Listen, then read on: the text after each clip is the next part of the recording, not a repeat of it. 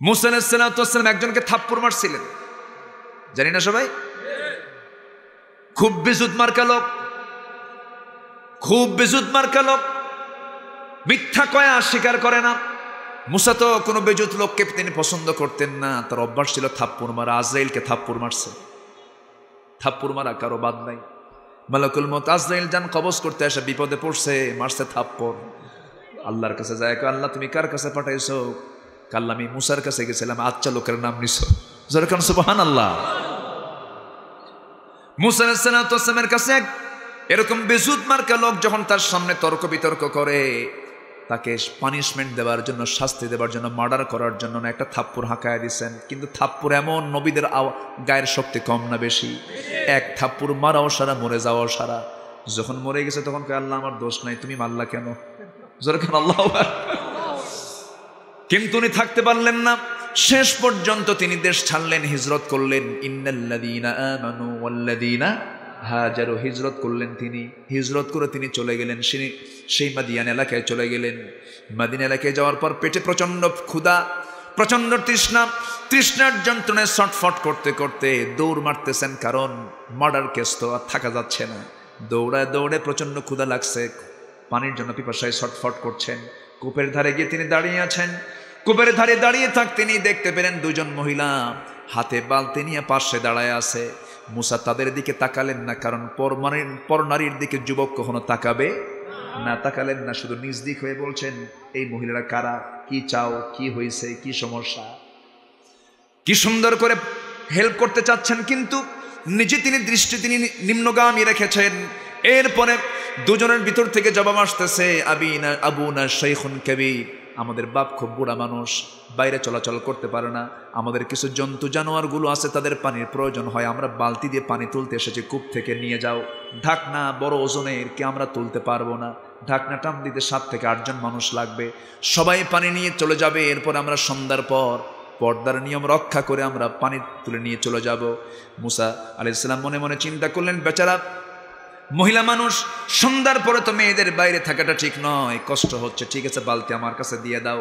বালতি হাতের মধ্যে নিলেন, নিয়ে করলেন কি, ওই কূপের দ্বারে চলে গেলেন, ঢাকনায় হাত দিলেন, জোরে একটা সিটকে মারলেন, 14 হাত দূরে গিয়ে সিটকে পড়লো।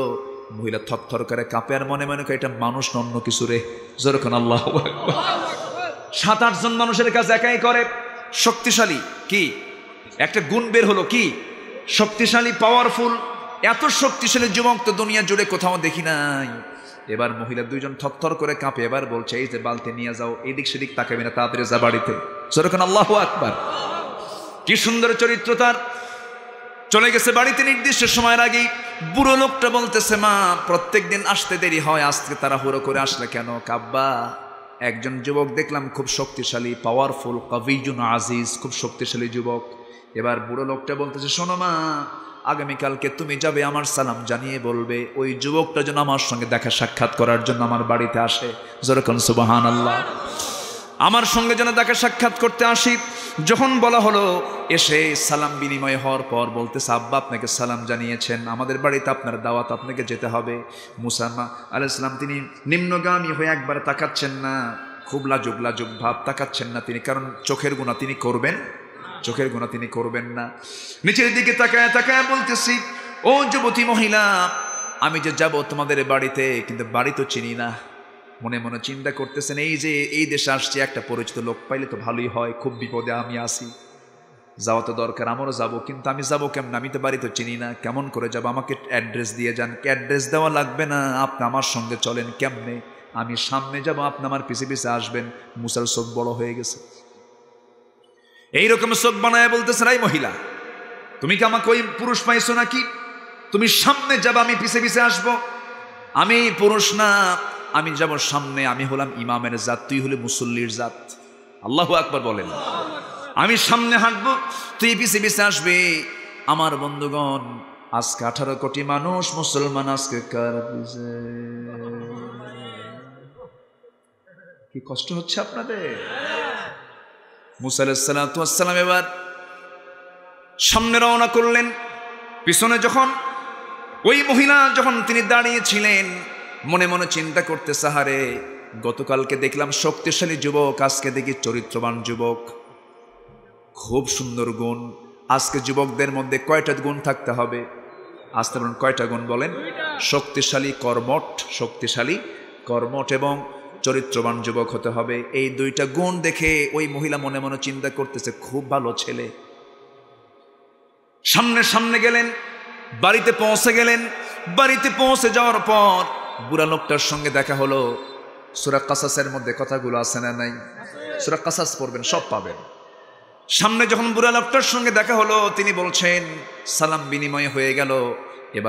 এবার মুসার সামনে ওই বুড়া লোকটা বলতেছেন, এই যুবক, তোমার নাম তো মুসা। উনি থমকে দাঁড়ায় গেছে, আমার নাম মুসা। এই লোকটা জানলো কেমন? এটা কি ফেরাউনের লোক নাকি? কথা বলছেন, খুব চিন্তায় পড়ে গেছে। এবার তিনি থরথর করে কাঁপতেছেন। এবার বুড়ো লোকটা বলতেছে, শোনো, আরো কিছু জানি। কি? থাপ্পড় মারছো, মরে গেছে। আল্লাহু আকবার বলেন। জিব্রাইল তো সংবাদ দিচ্ছে, কারণ বুড়া তো আসল বুড়া। আল্লাহু আকবার বলেন। এবার তিনি বলছেন, শোনো, চিন্তা করো না, টেনশন করো না, তুমি জায়গা মতো এসেছো, জায়গা মতো পড়েছো। আল্লাহ তোমাকে আমার সামনে হাজির করে দিয়েছেন। ওয়া ইলা মাদয়ানা আখাহুম শুআইবা। আমি হলাম মাদিয়ানবাসীর জন্য পয়গম্বর শুআইব।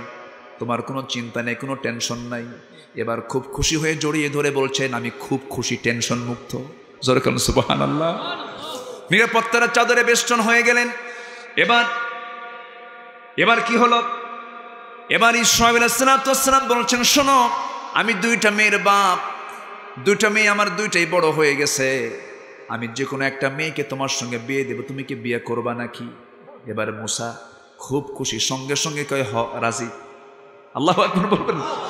এবার মুসা বলতেছেন, এবার সাল্লাল্লাহু বলতেছেন, শোনো মুসা, এই মুহূর্তে বিয়ে দেওয়া যাবে না, কারণ তোমার রেকর্ড ভালো না। কেন? থাপ্পড় মারলে মানুষ মরে।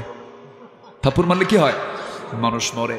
তোমার কিছু কাজ করতে হবে। তোমার দুইটা গুণ অর্জন হয়েছে, শক্তিশালী, চরিত্রবান, ঠিক আছে, কিন্তু রাগ একটু বেশি। তোমাকে একটা অনার্স কোর্স করতে হবে, সাথে মাস্টার্স কোর্সটা করলে ভালো হয়। 8 বছর এবং 10 বছর করলে মিলালে ভালো হয়ে যায়। তোমার দায়িত্ব হলো, আমার বাড়িতে বহু ছাগলগুলো আছে, ছাগলগুলো তোমাকে পালতে হবে। ছাগল তো খুব শান্ত প্রাণী নাকি? ছাগল যদি একবার ব্রেক মারলে পরে দুই পা সামনে দিলে পরে দড়ি ছেড়ে ছাগল নড়ে না, ঠিক কি না? এই ছাগল পালার দায়িত্ব দেওয়া হলো মুসার মতো মানুষকে। চিন্তা করছে না? যে মুসা রাগ করলে চুলগুলো খাড়া হয়ে যায়, টুপি ভেদ হয়ে বের হয়ে যায়, এত রাগী মানুষ মুসা আলাইহিস সালাম, তাকে ছাগল পালার জন্য দায়িত্ব দেওয়া হলো। কারণ কিছুদিন পর মানুষকে পালতে হবে। আল্লাহু আকবার বলেন। ছাগল পালার দায়িত্ব যখন দেওয়া হলো, মুসা আলাইহিস সালাম ছাগল পালতে লাগলেন। ইবনে কাসির এসেছে, শেষ দিন যেদিন ছাগল পালার ডিউটি যেদিন শেষ হয়ে যাবে, 10 বছর পূর্ণ হবে, তিনি মাঠ থেকে ছাগল পালগুলোকে নিয়ে আসতে নিয়ে হঠাৎ করে ছাগল পাল থেকে একটা ছাগল মারছে। একদিকে দৌড় বিচ্ছিন্ন হয়ে মুসা আলাইহিস সালাম তার পিছে পিছে দৌড় মারতে গিয়ে প্রচণ্ড রেগে গেছেন, খেপে গেছেন, ঘেমে গেছেন। ছাগলটাকে ধরে ফেলেছেন। ছাগলটাকে ধরে শক্ত হাতে দুই হাতে ধরে, কি বুঝতেছেন তো? কোনো কথা নেই, নো আপিল, এক আছাড়ে মেরে ফেলবো। কিন্তু দেখতে পেলেন ছাগলটা বেচারা থরথর করে কাঁপতেছে, লোমকূপ থেকে লোমগুলো ঝরতেছে, চোখে ভয়ে ভয়ে ভাব। মুসা আলাইহিস সালাম মনে মনে চিন্তা করে, হারে তুই তো ছাগল, তোকে মাইরা লাভ কি? একটু দয়া আসছে, দয়া মায়া করে দুই হাত থেকে দুই পা ছেড়ে দিয়া বুকের মধ্যে তুলে নিয়ে তিনি আদর করলেন। আল্লাহ বললেন, মুসা, তোমার রাগ কমে গেছে, আমি আল্লাহ নবুয়ত দিয়ে দিলাম। সুবহানাল্লাহ। আল্লাহ তাআলা বলছেন, যারা পারেন ঠোঁট মিলিয়ে বলুন, ঘরের সূরা, মুখের সূরা সবাই বলেন, লিইলাফি কুরাইশ ইলাফিহিম রিহলাতাশ শিতাই ওয়াস-সাইফ ফালইয়াবুদু রাব্ব হাযাল বাইত আল্লাযী আত'আমাহুম মিন জু'ইন ওয়া আমানাহুম মিন খাউফ। জোরে বলুন আল্লাহু আকবার। আল্লাহ বলছেন, শোনো, তুমি যদি ক্ষুধা মুক্ত থাকতে চাও, টেনশন মুক্ত থাকতে চাও, নিরাপত্তা যদি পেতে চাও, তোমার জন্য 5টি চাহিদা আমি আল্লাহ পূরণ করে দেব। একটা কাজ শুধু করবে, ফালইয়াবুদু রাব্ব হাযাল বাইত, ইবাদত করবে কার? আসতে বলবেন না, কার? আমরা গোলামি করে যাব কার? আমাকে পুরস্কার দেওয়া হবে কয়টা, আর কাজ হবে কয়টা? একটা। কার ওয়াদা? আসতে বলবেন না, কার ওয়াদা? সূরাটার নাম কি? কুরাইশ। বলেন কোন সূরা? কুরাইশ। একটা কাজ, 5টা পুরস্কার, বেশি কিছু নয়। এই একটা সূরা যদি আজকে সমাজে বাস্তবায়ন হয়ে যেত, 5টা মৌলিক চাহিদাও পূরণ হয়ে যেত, কোনো সমস্যা হতো না। কিন্তু ইবাদতটা আমরা বুঝি না। আমার দেশে ইবাদত মানে বোঝে কেমন, বোঝে ডাবল স্ট্যান্ডার্ডধারী কিছু লোক আছে, নামাজও পড়ে আবার সুদও খায়। এলাকাতে সুদ টুদ নাই, হ্যাঁ? হাজীগঞ্জের হাজিরা আবার সুদ খায়, এটা কেমন কথা? সুদ খাওয়া যাবে? সুদ খাওয়া কি? আরো জোরে, হারাম। নামাজ তো পড়ি, আল্লাহর কাছে নামাজ তো পড়ছি, সুদ খাই, নামাজ পড়ি, মাফ করে দিও, এরকম তালের কিছু লোক আছে না নাই? আচ্ছা, আমার দেশে কত ডবল স্ট্যান্ডার্ডধারী লোক দেখেন, ফেসবুক চালায়, সকালবেলা ঘুম থেকে উঠেই সুন্দর করে একজন কারি সাহেবের তেলাওয়াত ফেসবুকে পোস্ট করে, আবার সন্ধ্যা যখন চলে আসে হিন্দি গানের একটা গান সুন্দর করে পোস্ট করে। আল্লাহ খুশি থাক, বাবা শয়তান বেজার না হোক। আছে না নাই? আচ্ছা, দেখেন না কিছুদিন আগে আমার দেশের এক অভিনেত্রী চলে গেছে মদিনায়। মদিনায় গিয়ে লাইভে চলে এসে বলতেছে, প্রিয় দেশবাসী, আমি এখন পবিত্র মদিনা অবস্থান করছি, আমি পবিত্র উমরা পালন করার জন্য মক্কা থেকে এখন মদিনায় সফরে আছি। সুন্দর বোরকা, সুন্দর কাপড় চোপড় ঢেকে বলছে, দেখুন আমাকে নিয়ে টক হচ্ছে,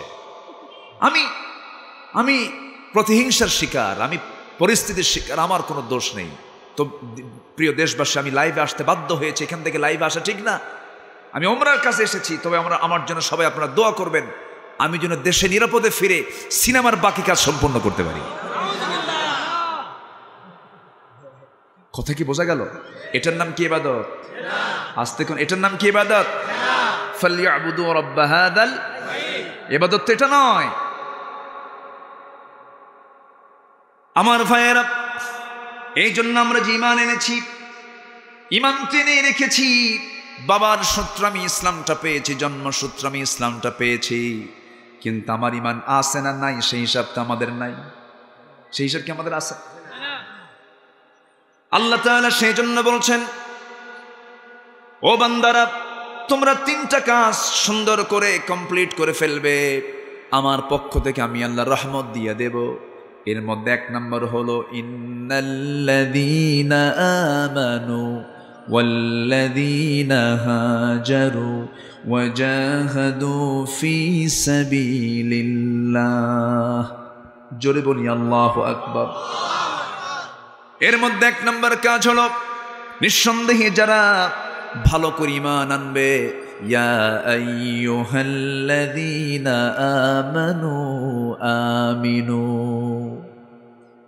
ঈমানদারেরা, ঈমানের মতো ঈমান তোমরা আনো, ভালো করে ঈমান আনো। আফসোস হয় আমার দেশে বহু কিতাবদারি আছে, কোরআন বোঝে, হাদিস বোঝে, কিতাব বোঝে কিন্তু ইসলাম বোঝে না। আছে না? বুখারী শরীফ পড়ায় কিন্তু ইসলাম বোঝে না। আমার বন্ধুগণ, ইংল্যান্ডের লন্ডনে, সেখানে বড় বড় ফকি বের হয়, বড় বড় মুফতি বের হয়, কোরআনের হাফেজ তারা, বড় বড় জাইয়েদ আলেম, বিশাল জ্ঞান তাদের, কিন্তু জন্মগতভাবে তারা খ্রিস্টান। তারা কি? খ্রিস্টান। তাদের এলেমের উদ্দেশ্য হলো, এলেম তারা অর্জন করেছে ইসলামের মধ্যে ফিতনা সৃষ্টি করার জন্য। সেই গ্রুপ গোটা দুনিয়া জুড়ে আছে না নাই?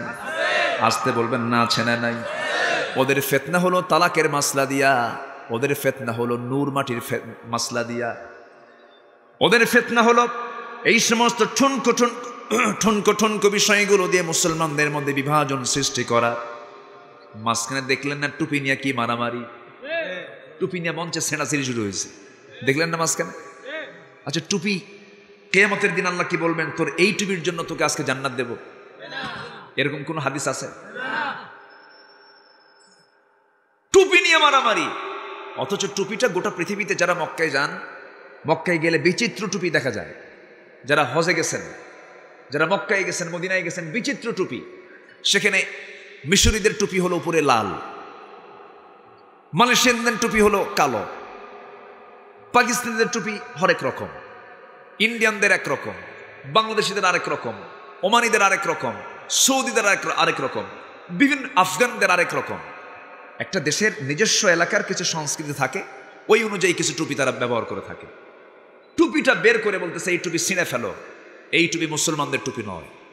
এই সমস্ত কথা বলা মানেই মুসলমানদের ঐক্যের মতো একটা বিশাল বন্ধনকে ছিঁড়ে ফেলা, ঠিক কিনা? আমরা অনৈক্য চাই না ঐক্য চাই? অনৈক্য চাই না ঐক্য চাই? ঐক্য চাই। আমার ভাইয়েরা, আমরা যদি আল্লাহর রহমত পেতে চাই, ইমানের মতো ইমান আনতে হবে। যেমন করে ইমান এনেছেন সাহাবায়ে কেরাম, আমরা ইমানটা আনবো। তবে ইমান আনতে গেলে একটা বিষয় সম্পূর্ণ ক্লিয়ার থাকতে হবে, ইমানের মধ্যে বিন্দু পরিমাণ কোনো শিরকের ছোঁয়া থাকা যাবে না। শিরিক মুক্ত, বিদাত মুক্ত ইমান আনতে হবে। আল্লাহ তাআলা কত সুন্দর করে এক জায়গায় বলছেন, ওয়াল্লাযীনা আমানু ওয়া লাম ইয়ালবিসু ঈমানাহুম বিযুলমিন উলাইকা লাহুমুল আমনু ওয়া হুম মুহতাদুন। ঈমান যারা আনবে, ওয়া লাম ইয়ালবিসু ঈমানাহুম বিযুলমিন, এবং তাদের ঈমানকে যারা জুলুমের দ্বারা অর্থাৎ শিরকের দ্বারা যারা এটাকে আচ্ছাদন করবে না, শিরিক মুক্ত রাখবে, আল্লাহ বলছেন এই সমস্ত বান্দা নিরাপদে থাকবে, এই সমস্ত বান্দাকে আমি আল্লাহ মাফ করে দেব। কিন্তু শিরিক আমাদের সমাজে আছে না নাই? রাসূল গায়েব জানেন? আসতে কবেন না। রাসূল গায়েব জানেন? কিন্তু রাসূল গায়েব জানেন এমন বিশ্বাসী লোক আমার দেশে আছে না নাই?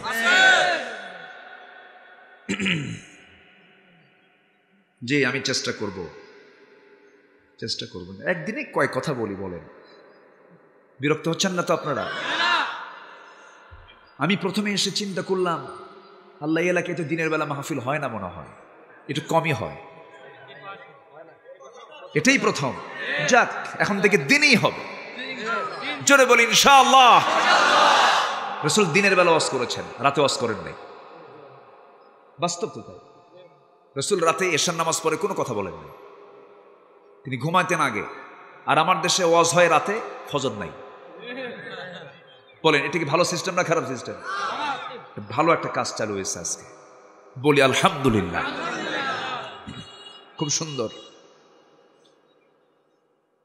সম্মানিত ভাইয়েরা, তাহলে ঈমান আপনার আছে, গুনাহগার হয়েছি, পাপ করেছি, আল্লাহ বলছেন there is no problem, তোমার গুনাহ আনানাস সামা, আকাশ ছেয়ে গেছে, বিকরাবিল আরদিল খাতায়া, গোটা জমিন বিস্তৃত হয়েছে, কোনো সমস্যা নেই। তুমি আমার কাছে শিরিক মুক্ত হয়ে আসো, শিরিক মুক্ত হয়ে আসো, আমি তোমাকে মাফ করে দেব। এটা কি আল্লাহর ওয়াদা না? কার ওয়াদা? কিন্তু আমরা বুক উঁচু করে কেউ বলতে পারবো আমরা শিরক থেকে মুক্ত হতে পেরেছি? মারাত্মক সমস্যা। যারা আল্লাহর দল বাদ দিয়ে যারা দুনিয়ার দল করবে, এটাও শিরক। আমার কথা কি বোঝা গেল? কারণ আল্লাহর দলে কার আইন আছে আর মানুষের দলে কার আইন আছে? মানুষ যদি মানুষের আইনকে মেনে নিয়ে আল্লাহর আইনকে না মানে, তখন সে কি হয়ে যায়? মুশরিক হয়ে যায়। তখন সে কি হয়ে গেল? মুশরিক হয়ে গেল। সে আল্লাহর আইনকে মানল না, দুনিয়ার আইনকে মেনে নিল। এইরকম করে সবার মধ্যে শিরকের মারাত্মক কিছু ছোঁয়া আছে। আবার দেখবেন কিছু কিছু লোক আছে, মাজার দেখলে মাথা খারাপ, আছে না নাই? মাজারে যিনি শুয়ে আছেন তিনি ভালো মানুষ, আল্লাহওয়ালা বুজুর্গ হতে পারেন, কিন্তু উনি যে মারা গেছেন যে ইবাদত করে, উনি কি বলেছেন যে তোমরা আমাকে এখানে এসে সেজদা দাও? উনি কি বলে গেছেন? শাহজালাল ইয়ামিনী সিলেটে শুয়ে আছেন, শাহ মাকদুম রাজশাহীতে শুয়ে আছেন, খান জাহান আলী বাগেরহাটে শুয়ে আছেন। এই যে বিভিন্ন জায়গায় হাজারা আউলিয়ার আগমনে ধন্যই প্রিয় সবুজ বাংলা, শাহজালাল এসেছেন সেই ইয়েমেন থেকে। কোথায় ইয়েমেন আর কোথায় সিলেট? আল্লাহু আকবার বলেন। অথচ তাদের ভূমিকা কি ছিল? আজকে সেই মাজারে গেলে, সে কবরস্থানে গেলে তাদের আশেপাশে যা বসে থাকে, আমি জুতা নিয়ে ঢুকছি একদিন, একজন বলে হুজুর জুতা নিয়ে যাচ্ছেন কেন? জুতা থুয়ে যান, মাজারের পবিত্রতা নষ্ট হয়ে যাবে। তো বললাম জুতা রাখবো কোথায়? এখানে থুয়ে দেন, দেখবে কে? গ্যারান্টি নাই। তুই তো চোর। সে মোষগুলো কি যত মাজারে দেখবেন এইরকম মোষ, মানে সন্ত্রাসী হাইব্রিড জাতের 2-2.5 ইঞ্চি মোটা আছে না নাই? দেখে ভয়ও লাগে, মানে ভয়ঙ্কর চেহারা। মানুষের চেহারা কি ভয়ঙ্কর হবে? মানুষের চেহারায় নূর ফুটবে। মোষার দাড়ি সমান, মাথার চুলগুলো জট পাকতে পাকতে মহাজট, ওর মধ্যে উকুন থাকতে থাকতে উকুন পর্যন্ত বিরক্ত। তেল তো নাই, বুঝেন না? ওরও তো একটা খাদ্য আছে, তো ও তো আল্লাহর একটা সৃষ্টি। তো এই দুষ্টগুলো ওই মাজারগুলো দখল করে রেখেছে। আর কিছু লোকের একটা ব্যারাম হলো, অসুখ হলো, মাজার দেখলেই ধরেন ট্রাক যাচ্ছে, বস ব্রেক, কি বোঝেন নাই? এখন ট্রাক ড্রাইভার কে কি হয়েছে রে? কিছু তো নাই সামনে, মাজার শরীফ। কথা বোঝেন নাই? কি যে একটা রোগ! এটা কি সাধারণ রোগ না মারাত্মক রোগ? সাধারণ রোগ না জাহান্নামের রোগ? জাহান্নামে যাওয়ার রোগ। থামান, কসকসে 100 টাকার নোট একখান বের করে দিয়া বলতেছে, বস বিপদ থেকে বাঁচলাম, তাছাড়া সামনে 2 চাকা বাস্ট হয়ে যেত। যেরকম নাউজুবিল্লাহ। ওর কাছে এই হই দিল কে? ওর কাছে এই হইটা দিল কে? শয়তান। কে দিছে বলেন? আমার ভাইয়েরা, এইরকম করে করে শয়তান বিভিন্ন জায়গায় তার মার্কাজগুলো গড়ে তুলেছে। বান্দার ঈমানটাকে নষ্ট করার জন্য 1 নম্বর হাতিয়ার হলো শিরকের কাজ। এই শিরকের কাজে আজকে আমরা এখন পর্যন্ত মুক্ত হতে পারি নাই। আমার নিজের চোখে দেখা, সামনে 2 পা গায়ে দেয়, মুরিদরা গিয়ে পায়ে সেজদা দেয়। যেরকম নাউজুবিল্লাহ। আল্লাহর কসম, এই দেশে ইসলাম পেয়েছে পীরদের মাধ্যমে। আমি পীর বিরোধী লোক না, ভুল বুঝবেন না। এই দেশে ইসলাম এসেছে পীরদের মাধ্যম দিয়া।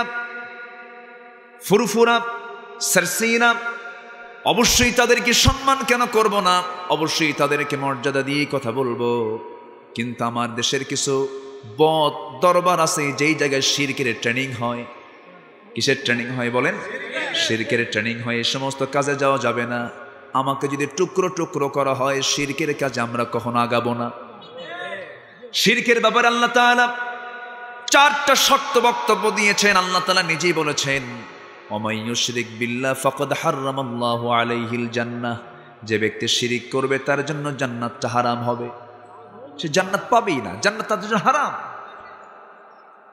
আল্লাহ তাআলা সব গুনাহ মাফ করবেন। ওয়া ইয়াগফিরু মা দুনা যালিকা লিমান ইয়াশা। সব গুনাহ মাফ করবেন, কিন্তু শিরকের গুনাহ মাফ করবেন না। এটা কার ওয়াদা? এবং যে ব্যক্তি শিরিকটা করবে, শিরক করার কারণে তার নামাজটা নষ্ট হয়ে যাবে, তার সমস্ত ইবাদতগুলো বাজেয়াপ্ত হবে। ধরুন 1 গ্লাস পানি, কিন্তু 1 ফোঁটা এখানে কেরোসিন, পানি কি হলো? শেষ হয়ে গেল। সমস্ত ইবাদতকে খেয়ে ফেলবে শিরকের কাজগুলো। এই জন্য ইমানের ক্যান্সার হলো 1 নম্বর শিরক।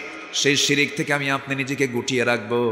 আল্লাহ তাআলা বলছেন, বান্দা তুই আমার কাছে শিরক মুক্ত হয়ে আয়, আমি তোকে আল্লাহর আমার 8টা জান্নাতের দরজা খুলে দেব।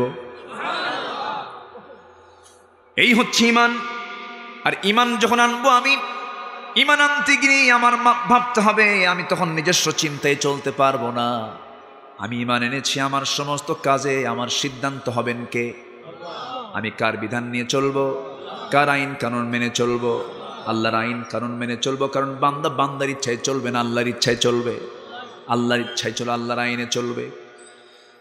আমার বন্ধুগণ, ঈমান তো এমন একটা বিষয়ের নাম, এমন একটা সময় আসবে, রাসূল বলেছেন, সকালবেলা ইউসবিহু মুমিনান ওয়া ইউমসি কাফিরান। সকালবেলা মুমিন থাকবে, বিকালবেলা কাফের হয়ে যাবে আখির জামানায়। এমন চিত্র এখন আছে না নাই বলেন? সকালবেলা ইমান থাকবে, বিকালবেলা ইমান থাকবে না, সেই চিত্র আজকে আমরা দেখতে পাচ্ছি। সব হারাবো আমরা, কিন্তু ইমানটাকে হারানো যাবে না। যেমনটি করে সাহাবে কেরামদের জীবনে ছিল।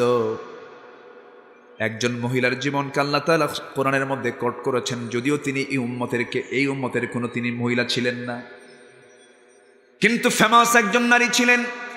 নাম বললেই সবাই চিনে যাবেন, কিন্তু কত আগের মানুষ। আল্লাহ তাআলা কোরআনে তার নামটা কোট করে দিয়ে তাকে জগৎ বিখ্যাত করে দিয়েছেন, মডেল করে দিয়েছেন, নারীদের জন্য মডেল করে দিয়েছেন। আসিয়া, কি নাম? সবাই চিনেন তো তাকে। কার বউ? ইমরাআতা ফিরআউন। ইমরাআতা আসিয়া, কিন্তু কোনো নাম কোরআনে নাই। নাম আসছে ইমরাআতা ফিরআউনের নাম আসছে। ফিরআউনের বউ। কার বউ? ফিরআউনের বউ। ইমরাআতা ফিরআউন, ইমরাআতা নূহ, ইমরাআতা লূত। সূরা তাহরিম পড়বেন, স্বামীর নামে এসেছে। এই আসিয়া আলাইহিস সালাতু ওয়াস সালাম, তার অপরাধ ছিল একটা, কিয়ানা। কিয়ানা বলেন কি? এরকম কি বংশের সূত্রে ঈমান এনেছেন তিনি। তার বাবা ছিল না, তার মা ঈমান ছিল না, কিন্তু উনি ঈমান এনেছিলেন। আসিয়া আলাইহিস সালাতু ওয়াস সালাম যাকে ছোট্ট থেকে লালন পালন করেছিলেন, সেই পয়গম্বরের নাম কি বলেন? কে? মূসা আলাইহিস সালাতু ওয়াস সালাম। সবাই নাম শুনেছি তো নাকি? এই কোরআনের সবচেয়ে বেশি নাম কোন নবীর? হ্যাঁ, কোরআন নাজিল হয়েছে কার উপরে? নাজিল হলো নবীর উপরে, আর নাম বেশি আসলো কার? রহস্য আছে না নাই? আছে, রহস্য আছে। এই নবী একটু ভিন্ন নবী ছিলেন। উনি মাঝে মাঝে আল্লাহর সঙ্গে কথাও বলতেন। কথা বলতেন না? একদিন বলতেছেন, আল্লাহ শোনো, কাফের তোমার বান্দা, মুশরিক তোমার বান্দা, জালেম তোমার বান্দা, মুনাফিক তোমার বান্দা, সব তোমার বান্দা। তো তুমি সব বান্দাকে দরদ করে বানায়া আবার কিছু সংখ্যককে জান্নাত দিবা, কিছু সংখ্যককে জাহান্নাম দিবা। তোমার তো দয়া মাও বেশি, তুমি রহমান না? এই নবী বুঝায় কাকে? আল্লাহ বলতেছে, মুসা তুমি কি বলবা? আল্লাহ একটু বলতে চাচ্ছি, তোমার তো দয়া মায়া আছে, জাহান্নাম দেওয়ার কি দরকার, মাফ করে দিও। আল্লাহ বললেন, মুসা তুমি কি বুঝাতে চাও? আল্লাহ তোমাকে একটু প্রশ্ন করলাম, একটু উত্তর দাও। ওয়াকাল্লামাল্লাহু মূসা তাকলিমা। ইবনে কাসির এসেছে, তিনি বললেন, আল্লাহ বললেন, মূসা শোনো, তোমাকে এরকম থিওরিক্যাল বোঝালে হবে না, তোমাকে প্র্যাকটিক্যাল বোঝাতে হবে। তুমি এই মুহূর্তে ওই গমের কিছু বীজ নাও, গমের দানা নাও, গমের দানা ছিটায় দাও। গমের দানা ছিটায় দেয় না? জমিতে ছিটায় দেয়, ছিটায় দিচ্ছেন। ছিটায় দেওয়ার সঙ্গে সঙ্গে এরপরে উদ্ভিদ আকারে বড় হলো, গমের আবাদ হলো, পাকলো। ফসল পাকার পর তিনি কাটলেন, কেটে নিয়ে চলে গেলেন। কিন্তু গমের আবাদ জমি থেকে তুলতে গেলে নাড়া থেকে যায়, নিচের অংশ থেকে যায়, কিছু অবশিষ্ট অকেজো গমগুলো থেকে যায়, গাছগুলো থেকে যায়। মূসা আলাইহিস সালাতু ওয়াস সালাম যখন কাটার সম্পন্ন করে কাজের গমগুলো ভিতরে নিয়ে চলে গেছেন, বাড়িতে তুলেছেন। আল্লাহ বলছেন, মূসা গমের আবাদ কি হলো? গম তো কাটছি। কিন্তু আল্লাহ পাক বলছেন, মূসা সব যদি কাটো থাকো, কিন্তু ওই জায়গায় তো কিছু গম দেখতেছি, সেই গমটা না আগুনতে তুমি জ্বালায় দিছো, আবার দেখি। মূসা বলছেন, আল্লাহ তুমি কি বোঝো না? দেখেন, জোরে কোন সুবহানাল্লাহ। তুমি আমারে প্রশ্ন করো, আমি গমের আবাদ করছি, যেটা কাজের গম, সেগুলোকে আমি তুলে নিয়েছি, কেটে কেটে তুলে নিয়েছি। আর যেগুলো কাজের গম না, ওগুলোকে আগুন দিয়ে জ্বালায় দিছি। আল্লাহ বললেন, মূসা আমার এই দুনিয়াতে বান্দা পাঠাইছি, যে সমস্ত বান্দাগুলো আমার কাজের বান্দা, আমি এগুলোকে আদর করে জান্নাত দেব। আর যেগুলো কাজের না, তোমার মতো আগুন দিয়ে জ্বালাইয়া জাহান্নামে ঢুকাবো। আল্লাহু আকবার বলেন। মূসা কয়, এই জন্য তো তুমি আল্লাহ। যেরকম সুবহানাল্লাহ। কষ্ট হচ্ছে আপনাদের? আমার ভাইয়েরা, কাজের বান্দা হতে হবে। কাজের বান্দা কি বলেন? ইন্নাল্লাযীনা আমানু ওয়া আমিলুস সালিহাতি কানাত লাহুম জান্নাতুল ফিরদাউসি নুজুলা খালিদিনা ফিহা লা ইয়াবগুনা আনহা হিওয়ালা। ঈমান যারা আনবে, আমলে সালেহ যারা করবে, তাদের জন্য স্থায়ী জান্নাত দিয়ে দেব। যেখান থেকে তাকে কখনো বের করা হবে না। আবার শেষের দিকে বলছেন, ও বান্দা, ফামান কানা ইয়ারজু লিকা রাব্বিহি ফালইআমাল আমালান সালিহান ওয়ালা ইউশরিক বিইবাদাতি রাব্বিহি আহাদা। বান্দা, তুমি কি আমার সঙ্গে সাক্ষাৎ করতে চাও নাকি? আমার সঙ্গে যদি সাক্ষাৎ করতে চাও তাহলে নেক আমল করবা, ঈমান আনবা, আর শিরিক মুক্ত হয়ে আমার কাছে আসবা। কি মুক্ত হয়ে? শিরিক মুক্ত হয়ে আসো, আমি তোমাকে জান্নাত দিয়ে দেব। এই ঈমান আনতে গিয়ে মুসার দাওয়াতে ধন্য হয়েছেন আসী আলাইহিস সালাতু ওয়াস সালাম। মুসা আলাইহিস সালাম তাকে দাওয়াত দিয়েছেন, আসী আলাইহিস সালাম ইসলাম কবুল করে নিয়েছেন। আবার সেই মুসাকে ছোট থেকে বড় করেছেন ওই নারী, তিলে তিলে তাকে বড় করেছেন। দরিয়া থেকে করে নিয়ে এসে এই ফেরাউনের কবল থেকে বাঁচাতে গিয়া কত ত্যাগ স্বীকার আসিয়াকে করতে হয়েছে। শেষ পর্যন্ত তিনিও কালিমা পড়ে মুসলমান হলেন। এবার ফেরাউন বলছে, আসিয়া, শুনলাম তুমি নাকি ঈমান এনেছো। কি এনেছো? ঈমান এনেছো। সঙ্গে সঙ্গে আসিয়া বলছেন, আপনি শুনবেন কেন? আপনি দেখেন, আশহাদু আল্লা ইলাহা ইল্লাল্লাহ, সাক্ষ্য দিচ্ছে আল্লাহ ছাড়া কোনো ইলাহা নাই। ফেরাউন বলছে, আনা রাব্বুকুমুল আলা। নাউযুবিল্লাহ বলেন। আল্লাহ বলতে কিচ্ছু নাই। Unseen is nothing, there is no God. এমন কথা এখনো কিছু ফেরাউন আছে না নাই? আছে না নাই? তারা আলেমদের ভুল ধরে, ওই সমস্ত নাস্তিকের বাচ্চারা আলেমদের ভুল ধরে। সুযোগ আসুক, জনগণ তো সুযোগ পাচ্ছে না। রাস্তায় নামো, একা একা নামো, জনগণ কাবাবার সালাদ বানায় ছাড়বে। ঠিক কিনা? আল্লাহর বিরুদ্ধে কথা বলো, নবীর বিরুদ্ধে কথা বলো। এক দৌড়ে কানাডা গেছে, এক দৌড়ে কোথায় গেছে? হয় নাই। দুবাই গেছে, হয় নাই। শিক্ষা নিতে হবে, শিক্ষা নেওয়া দরকার আছে না নাই? আচ্ছা, গভর্নমেন্টকে ধন্যবাদ, উপযুক্ত শাস্তি তাকে দেওয়া হয়েছে, আরো কিছু দেওয়া দরকার ছিল। ঠিক কিনা? এখন বাড়িতে হচ্ছে। ইসলাম যে মানবে না তার কোনো সুখ নাই। ঠিক কিনা? আপনার সন্তানকে যদি ইসলাম না শিখেন আপনারও সুখ নাই। সন্তানকে সম্পদশালী বানাবেন না, সন্তানকে আলেম বানান। নৈতিকতার শিক্ষা দেন। সম্পদশালী সন্তানকে দেখে বুড়া খেলে আপনি তাকে দেখে ভয় পাবেন। আপনি বাবা, আপনি সন্তানকে দেখে ভয় পাবেন। সম্পদশালী ছেলে, আপনার ছেলে যদি আলেম হয়, বুড়াকালে আপনি সন্তানকে ভয় পাবেন না, সন্তান আপনাকে দেখে ভয় পাবে। কথা বোঝা গেল? এই জন্য আমরা কোরআনটাকে মানব জীবনের সকল জায়গায়। জোরে বলি ইনশাআল্লাহ, আর জোরে বলি ইনশাআল্লাহ। তাহলে এক নাম্বার কাজ হলো, ওরা কি আওয়াজ করতেছে, করুক, সমস্যা নেই। ছোট বাচ্চা, ওরা আওয়াজ করবে, ওদের আওয়াজের মধ্যেই বরকত আছে। বলি আলহামদুলিল্লাহ। হাত দেখাবেন না, হাত দেখান লাগে না। ছোট ছোট বাচ্চারা মসজিদে যায় না, কিছু কিছু বুড়া আছে হাত দেখায়, আছে না? হাত দেখাবেন না।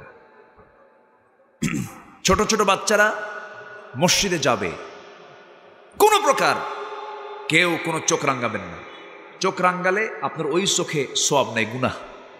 কি কথা বোঝা গেল? বাচ্চারা মসজিদে যাবে, আপনার যদি 6টা থাকে 6টা নিয়ে যাবেন, কোনোটা বাদ দিবেন না। ঘাড়ে উঠবে, পিঠে উঠবে, যেখানে থাকুক না কেন, কোনো সমস্যা নাই। বলি আল্লাহু আকবার। নবীজি সেজদায়, হোসাইন ঘাড়ে। নবীর সেজদায়, হোসেন কই? ঘাড়ে। রাসূল আর উঠতে পারতেছেন না, কয়েক মিনিট চলে গেছে। সেজদায় কতক্ষণ থাকেন রাসূল বলেন? হোসেন বসে আছে, বসে বলতেছে ঘোড়া যা। বোঝেন নাই? রাসূল তার ঘুরতে পারতেছেন না, নাক টাক সব চাপ লেগে আছে। বিশ্ব নবী নাক চাপ লেগে আছে। 49 বার তিনি তসবিহ পড়েছেন। নামাজ শেষ করার পর বলতেছে, না না, তুমি তো আজকে আমার খুব উপকার করলা। কেন? তুমি বসার কারণে আমার তসবিহ লম্বা হয়ে গেছে। যেরকম সুবহানাল্লাহ। আর এখনকার নানারা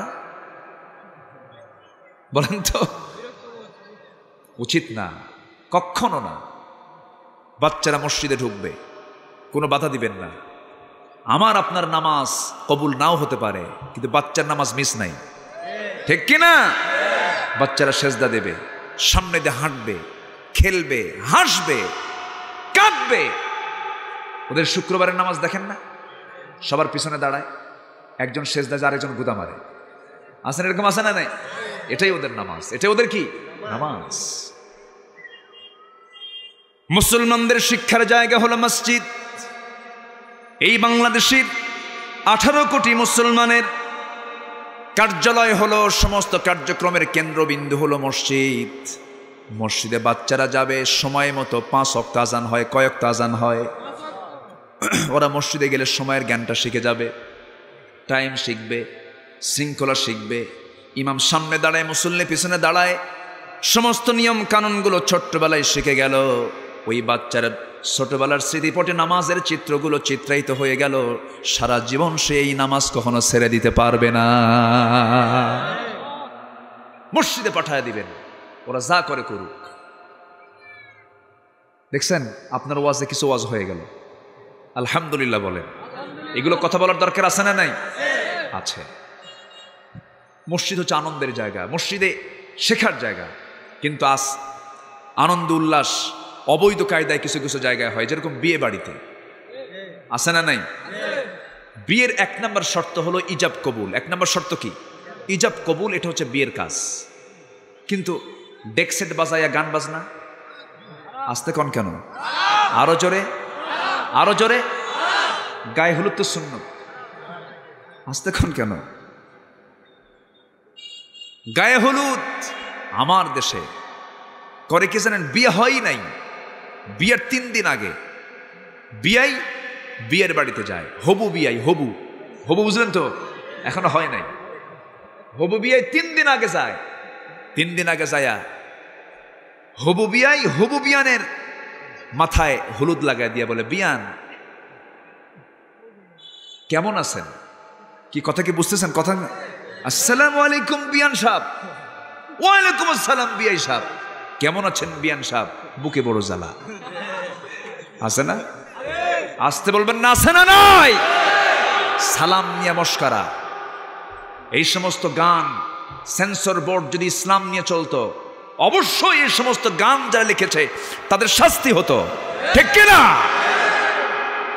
সালাম কি সবাইকে দেওয়া যাবে? যেখানে ফিতনা সেখানে সালাম দেওয়া যাবে? খালি সালাম দেয় যুবক, খালাম আসসালামু আলাইকুম, খালাম আসসালামু আলাইকুম, মানে খালাতো বোন একটা আছে, বুঝে গেছেন? সালাম দিতে হবে শান্তির জন্য। সম্মানিত ভাইয়েরা, কষ্ট পাচ্ছেন না তো? বলি আলহামদুলিল্লাহ।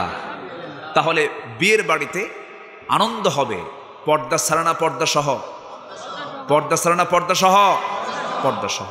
কে তোমাকে ডেক সেট বাজাতে বলেছে? কে তোমাকে গায়ে হলুদ দিতে বলেছে? তোমার বিয়ে নষ্ট করলা তুমি, ঠিক কিনা?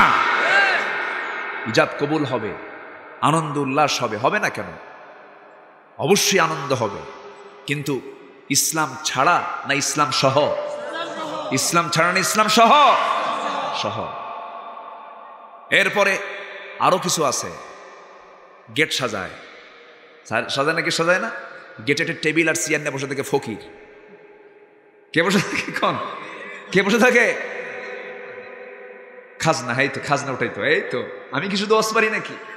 হ্যাঁ, আচ্ছা, এগুলো ওয়াজ কি করার দরকার আছে না বলেন তো? আছে না নাই? সামাজিক কথাগুলো বলা দরকার। বসে থাকে, বসে থেকে হাতে কি বলে, কিসের পানি? শরবত। হ্যাঁ, ও মরিচের গুঁড়ো দেয়। আচ্ছা, যাই হোক, এই যে বেহায়াপনা, মাথা থেকে পা পর্যন্ত সব উলঙ্গপনা মুসলিম পরিবারে আজকে হিন্দুয়ানি সংস্কৃতি ঢুকে পড়েছে, ঠিক কিনা? এগুলোর নাম ইসলাম না, এগুলো আমরা মানবো না। আমরা ইসলামী পন্থা মানবো। জোরে বলি ইনশাআল্লাহ, জোরে বলি ইনশাআল্লাহ। আসিয়ার কথা বলছিলাম, আমার মা আপনাকে আসিয়ার মতো হতে হবে। আসিয়া আলাইহিস সালাতু ওয়াস সালাম ইসলাম কবুল করলেন। স্বামী ফেরাউন বলছে, আমি তোমাকে আমার রাষ্ট্রের 2 নম্বর মর্যাদা দিয়েছি, আমি হলাম রাজা, তুমি হলে তার রানী, তোমার এই পদ পছন্দ হলো না? তিনি বললেন, এই পদের চাইতে উত্তম পদ হলো আমার জান্নাত লাভ করা। জোরে কোন সুবহানাল্লাহ। শেষ পর্যন্ত কি হলো? আসিয়া আলাইহিস সালাতু ওয়াস সালাম কি আলটিমেটাম দিয়ে ফেললো, ইমান ছেড়ে দে আসিয়া, নচেত পরিবারটাকে তছনছ করে ফেলবো, পরিবারটা ধ্বংস হয়ে যাবে, আমি তোকে বাঁচাবো না, পরিবারকেও বাঁচাবো না। তাফসীর এসেছে শেষ পর্যন্ত আসিয়া বলেন, আমার স্বামী, আমি আপনাকে রেসপেক্ট করি, সম্মান করি। ওই ধর্মে কাফের স্বামীকে রাখা জায়েজ ছিল। আসিয়া তার স্বামীকে, ফেরাউনকে তিনি গ্রহণ করেছিলেন। এমন আল্লাহর নবী নূহ আলাইহিস সালামের স্ত্রী ছিল কাফেরা, লূত আলাইহিস সালামের স্ত্রী ছিল কাফেরা, ইমান ছিল না। কিন্তু এখন যদি কোনো মুমিন অন্য কোনো মুশরিকাকে বিয়ে করতে যায়, বিয়ে হবে নাকি? আসতে কোন কেন? বিয়ের শর্ত হলো উভয়কে কি হতে হবে? মুসলমান হতে হবে। কিন্তু আমার দেশে এমনও পরিবার আছে, বউ হলো হিন্দু, স্বামী হলো মুসলমান, স্বামী হলো হিন্দু, বউ হলো মুসলমান। এটার নাম নাকি ধর্মের স্বাধীনতা? নাউজুবিল্লাহ বলবেন না? সংসদে বলে মাননীয় স্পিকার, আমার ছেলে বিয়ে করেছে কলকাতায়, গাঙ্গুলি পরিবারে, হ্যাঁ, আমার বৌমাটা এত ভালো, এত বুজুর্গ, যখন সে ঢাকায় আসে তখন সে 5 ওয়াক্ত নামাজ পড়ে, যখন সে কলকাতা যায় তখন সে পুজো করে। মাননীয় স্পিকার, এটাই তো ধর্মের স্বাধীনতা। কত বড় মুফতি আজম ফতুয়া দিচ্ছেন, আছে না নাই? এটার নাম ইসলাম না। ইসলাম মানলে মানার মতো মানবা, ভান ধরবা না, ঠিক কিনা? আমার দেশে ধর্মের ভানের লোক কম না বেশি? ধর্মের ভান ধরে, বিশেষ করে নির্বাচন আসলে আরো বেশি ভান ধরে, ঠিক কিনা? কষ্ট পাচ্ছেন না তো? আমি কাউকে উস্কাই কথা বলছি না, যেটা হক একটু বোঝানোর চেষ্টা করছি। সম্মানিত ভাইয়েরা, আসিফ আলাইহিস সালাম বলেন, স্বামী, আপনি আমাকে কি বোঝাতে চাচ্ছেন? আমি ইসলাম ছাড়বো না, ছাড়বো না, আমাকে মেরে ফেলেন। হামান ও ফিরআউন ও হামান ও জুনুদাহুমা, ফেরাউন একটা জরুরি বৈঠক ডাকলো, ডেকে সবাইকে নিয়ে বসলো, কি করা যায়। নিজের পরিবারের বিরুদ্ধে সে বৈঠকে আমি বিল পাশ করলো, আমার পরিবারকে আমি শেষ করে দেব। তাফসীরে এসেছে 3-4টা সন্তান জ্বলন্ত ডেকচির ভিতরে তেল গরম করে সন্তানগুলোকে নিক্ষেপ করতেছে, ভাজা মাছের মতো শেষ হয়ে যাচ্ছে। আসিয়া আলাইহিস সালামকে শেষ পর্যন্ত বলা হলো, আসিয়া, এখন তোর পালা, তুই কি করবি বল। তিনি মুস্কি হাসি মেরে বলেন, আমার স্বামী গো, আমার নাকের মধ্যে আমি জান্নাতের ঘ্রাণ পেতেছি। আসিয়া আলাইহিস সালাম মৃত্যুর একদম সন্নিকটে তিনি পৌঁছে গেছেন। জল্লাদরা করলো কি, লোহার চিরুনি মাথায় লাগালো, মাথায় লেগে টেনে টেনে তার চামড়াগুলো, মাথার চামড়াগুলো নিচের দিকে নিয়ে আসতেছে, রক্তগুলো ফিঙ্কি দিয়ে পড়তেছে। কিন্তু আসিয়ার মুখ থেকে চুল পরিমাণ, বিন্দু পরিমাণ কোনো আওয়াজ বের হয় নাই। এটার নাম হচ্ছে ঈমান। এটার নাম কি বলেন? ঈমান। আসিয়া আলাইহিস সালাম তিনি মারা যাচ্ছেন। রাজদরবারের সমস্ত মন্ত্রী, সমস্ত তার সাঙ্গ পাঙ্গরা দেখতেছে ফেরাউন কত নিষ্ঠুর, তার বউকে দুনিয়া থেকে বিদায় করে দিচ্ছে। আসিয়া আলাইহিস সালাম যখন মারা যাচ্ছিলেন, এমন সময় তিনি একটা দোয়া করছেন, সেই দোয়া কোরআনে আছে। তার কিতাব হলো তাওরাত, কিন্তু তার দোয়া কোরআনে ঢুকে পড়েছে। জোরে বলেন সুবহানাল্লাহ। কি সুন্দর তিনি দোয়া করছেন, জামিউল কালাম, সব দোয়া যেন এই আয়াতের মধ্যে ঢুকে গেছে। এত সুন্দর তিনি দোয়া করছেন, রব্বি বিনিলি ইনদাকা বাইতান ফিল জান্নাতি ওয়া নাজ্জিনি মিন ফিরআউনা ওয়া আমালিহি। আয় আল্লাহ তাআলা, আমার জন্য একটা ছোট্ট ঘর বানিয়ে দিবা, বেশি আমার ঘর লাগবে না, একটা ছোট্ট ঘর তুমি আমাকে জান্নাতে দিবা, কিন্তু সেই ঘরটা আমি তোমার কাছে চাই, তোমার ঘরের সঙ্গে যেন সেই ঘরটা হয়। আল্লাহ বলছেন, দুনিয়ার সমস্ত নারী সমাজ, ও দুনিয়ার সমস্ত নারীরা, আমি আসিয়াকে দৃষ্টান্ত করলাম, আসিয়াকে তোদের জন্য আমি দৃষ্টান্ত স্বরূপ বলে দিলাম, তোর আসিয়ার এই দোয়াকে ফলো কর। কি সুন্দর তিনি দোয়া করলেন, আল্লাহ এমন ছোট্ট একটা ঘর তোমার ঘরের সঙ্গে আমাকে বানায় দিবা, এবং ও ফিরআউনা ওয়া আমালিহি, তুমি ফেরাউনের অনিষ্ট থেকে আমাকে বাঁচায় দিবা। হাসতে হাসতে তিনি দুনিয়া থেকে বিদায় নিলেন। ইতিহাসে কি অমর কীর্তি রাখলেন, ঈমান তো এটার নাম। জোরে বলে সুবহানাল্লাহ। আমার বন্ধুগণ, আমার মায়ের আলোচনা শুনতেছি কিনা জানি না। মাদের ইসলাম বোঝা দরকার, মাদের জন্য দিন বোঝা দরকার। কারণ এই দেশে মারা আজকে ভিতরে না বাইরে, বলেন ভিতরে না বাইরে, কিন্তু মাদের থাকার মূল জায়গা কোথায়? এর মানে কিন্তু জেলখানা নয়, ভুল বুঝবেন না। আবার বুঝবেন না হুজুর নারী বিরোধী কথা শুরু করছে, তাও না। মেয়েরা ডাক্তার হবে, মেয়েরা ইঞ্জিনিয়ার হবে, মেয়েরা শিক্ষিকা হবে। ইসলাম যদি থাকতো আজকে প্রত্যেকটা প্রাইমারি স্কুলে টোটাল শিক্ষক সেক্টর থাকতো মেয়েদের কাছে। কারণ ছোট্ট বাচ্চাদের বেশি নার্সিং করতে পারে পুরুষ না মহিলা? মহিলারা। মেয়েরা কেন হবে না? সব কিছু হবে। মেয়েরা ডাক্তার হবে, ইঞ্জিনিয়ার হবে, কোনো সমস্যা নাই। বাইরেও বের হবে, কিন্তু বাইরে গেলে বাইরের পরিবেশ না ভিতরের পরিবেশ? ভিতরের পরিবেশ নিয়ে যাবে তারা। সুন্দর করে মুখটা ঢাকবি, হাত ঢাকবি, পা ঢাকবি, মাথা থেকে পা পর্যন্ত ঢেকে যাবে। কারণ আজকের এই প্রেজেন্ট ওয়ার্ল্ড, আমার বাংলাদেশে 3 বছরের শিশু ধর্ষিতা হওয়ার রেকর্ড আছে না নাই? অতএব এই সমাজে মুখ বের করার কোনো সুযোগ আছে নাকি? মুখ বের করা যাবে না। এক সময় তো পর্দা ছিল না, মুসার সময় তো এই পর্দার বিধানটা ছিল না। আমার নবী মক্কায় যতদিন ছিলেন পর্দার বিধান ছিল না। আম্মাজান খাদিজার সঙ্গে সাহাবে কেরাম পরামর্শ করেছেন, কিন্তু মদিনায় এসে পর্দার বিধানটা নাজিল হলো। আমার নবীর কোনো স্ত্রীকে কোনো সাহাবীরা পর্যন্ত দেখতে পারে নাই। পর্দার বিধান আল্লাহ দিয়েছেন এই উম্মতের জন্য, কারণ ফিতনা, সমস্যা, মাথা থেকে পা পর্যন্ত ঢাকতে হবে। কারণ যদিও সতর, অনেকে বলেন যে মুখটা সতরের অংশ নয়, মুখটা বের করা যাবে, এগুলো আলট্রা মডার্ন ফতুয়া। এই সমস্ত ফতুয়া দেওয়া যাবে না। এক কথায় মাথা থেকে পা পর্যন্ত মেয়েদের ঢাকার জন্য অর্ডার দিয়েছেন কে? আসতে বলবেন না কে? একটা মেয়েকে দেখে আকৃষ্ট হয়, প্রথমে তার কি দেখে বলেন? চেহারা দেখে তার আকৃষ্ট হয়। তাহলে চেহারা আপনি বের করবেন কেন? দেখেন না চেহারা দেখে কত প্রশংসা করে। ডাহুক ডাহুক চেহারা, প্রশস্ত কপাল, চিকন চিকন ঠোঁট, বাঁশির মতো নাক, কি আছে না নাই? এতক্ষণ তো সব মুখেরই বর্ণনা করতেছে, সেই মুখটা আপনি বের করে রাখবেন না? না, বের করে রাখা যাবে না। যারা এই সমস্ত কথাগুলো বলে তারা ভুল বলে। এই সমস্ত কথাগুলো মানা যাবে না। আমার মায়েরা, বাড়িতে যাদের মা বোন আছেন, পা থেকে মাথা পর্যন্ত সব ঢাকতে হবে। এখন সবচাইতে বেশি জিহালাতের সময় আজকে আমরা পার করছি, ঠিক কিনা? ইতিহাসে আমরা পাই নাই 3 বছরের শিশু ধর্ষিত হয়েছে, কবর থেকে মৃত লাশ তুলে ধর্ষণ করা হয়েছে, এমন কোন ইতিহাস আমরা পাই নাই। সেই যুগে একটা মেয়েকে অবশ্যই পর্দার বিষয়ে সজাগ থাকতে হবে। আমার দেশে ডিসেম্বর মাসে কি হলো?